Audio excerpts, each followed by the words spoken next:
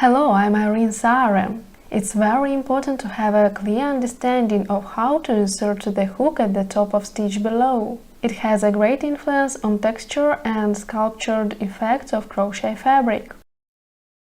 Take your crochet item like you work and so you can look closely at the top of stitches from above.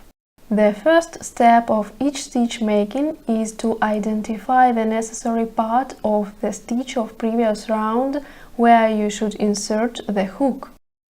The top of each stitch looks like letter V or little heart that is horizontally located. The top of the stitch consists of two loops. The loop nearest to you is named front loop. The farther loop is named back loop. You can start to make a new stitch with inserting the hook under only the back loop at the top of the stitch of previous round.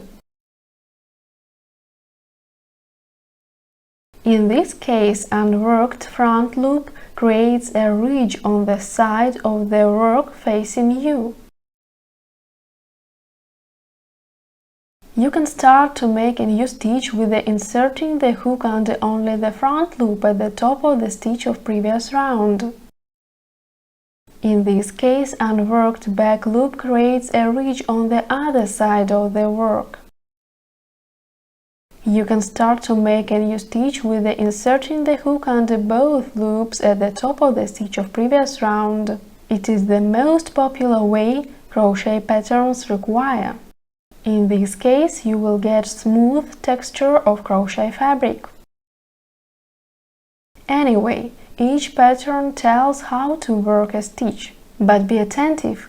You should always insert the hook under both loops of the stitch below, unless the pattern tells you to work into only back or only front loop. Like this video and subscribe to my channel.